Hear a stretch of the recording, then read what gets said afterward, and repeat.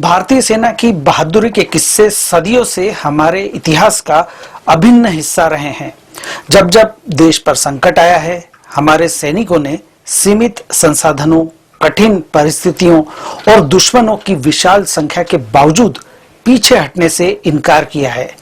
इसी शौर्य और अदम्य जज्बे को सिनेमा ने समय समय पर बड़े पर्दे पर उतारा है, ताकि नई पीढ़ी इन गाथाओं से परिचित हो सके।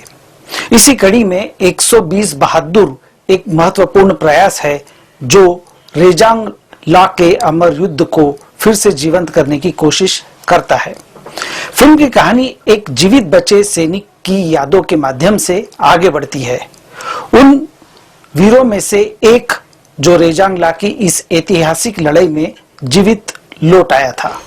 यह फिल्म मेजर शैतान सिंह भाटी और 120 अहिर जवानों के साहस का सिनेमाई चित्रण करती है, जिन्होंने पोस्ट खाली करने से सख्त मना कर दिया था और आखिरी गोली, आखिरी सिपाही तक डटे रहने का फैसला किया था। 18 नवंबर 1962 लद्दाख के रेजांगला में समुद्र तल से 18,000 फीट की ऊंचाई पर 120 भारतीय सैनिकों ने लगभग 3,000 चीनी सैनिकों के लगातार हमलों का सामना किया। यह लड़ाई भारतीय सेना के इतिहास की सबसे साहसी टक्करों में से एक मानी जाती है। मेजर शैतान सिंह, जिन्होंने अंतिम क्षण तक अपने जवानों का नेतृत्व किया, उन्हें उनके अद्भुत साहस के लिए मरणोपरांत परमवीर चक्र से सम्मानित किया गया था।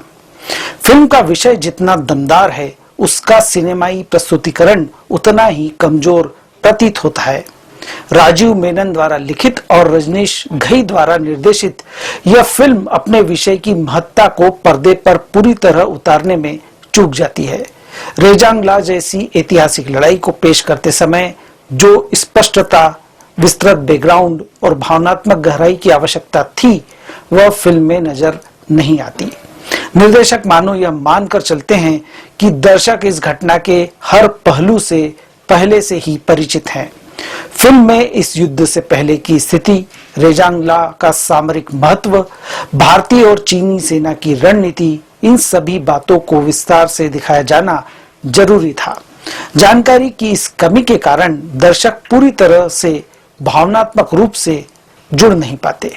फिल्म का शुरुआती लगभग सवा घंटा कल्पना पर आधारित दृश्यों में व्यतीत होता है, जिसमें सैनिकों की निजी बातें, परिवार की यादें और हल्की फुल्की बातचीत दिखाई गई है। ये दृश्य न तो कहानी को मजबूत बनाते हैं और न पात्रों के साथ गहरी कनेक्टिविटी विकसित कर पाते हैं। इंटरवल के करीब 10-15 मिनट बाद वह बहुप्रतीक्षित युद्ध शुरू होता है, जिसकी ओर फिल्म धीरे धीरे बढ़ती है, लेकिन युद्ध दृश्यों में भी स्पष्ट समझ और रोमांच की कमी महसूस होती है। बैकग्राउंड, रणनीति और युद्ध की तीव्रता को बेहतर ढंग से दिखाया जा सकता था। फिल्म की सबसे बड़ी कमी है स्टार कास्ट। फरहान अख्तर जैसे बड़े कलाकार के अलावा फिल्म में कोई पहचानने योग्य चेहरा नहीं है, और दुर्भाग्य से स्वयं फरहान भी मेजर शैतान सिंह जैसी ऐतिहासिक और गहन भूमिका में उतने प्रभावी नहीं दिखते। उनके अभिनय में वो तीव्रता नजर नहीं आती जिसकी इस किरदार को जरूरत थी। राशि खन्ना छोटे रोल में ठीक है। आजिक देव, एजाज खान, विवान भटेना जैसे कलाकार भी औसत प्रदर्शन देते हैं और कोई खास छाप नहीं छोड़ पाते। फिल्म का तकनीकी पक्ष इसकी सबसे बड़ी ताकत है। सिनेमाटोग्राफी बेहद खूबसूरत है और असली लोकेशन पर शूटिंग ने फिल्म के माहौल को वास्तविकता से जोड़ दिया है। बर्फीली चोटियां, ऊंचाई और कठोर वातावरण फिल्म को विजुअली आकर्षक बनाते हैं। 120 बहादुर एक अद्भुत, प्रेरणादायक और गौरवशाली विषय को पर्दे पर लाती है, लेकिन इसकी स्क्रिप्ट, भावनात्मक गहराई और निर्देशन उस स्तर तक नहीं पहुंच पाते जहां यह फिल्म इन 120 वीरों के शौर्य के साथ न्याय कर सके। तकनीकी रूप से फिल्म मजबूत है, लेकिन कुल मिलाकर यह एक औसत अनुभव बनकर रह जाती है। इस फिल्म को मैं 5 में से 2 स्टार देता हूं।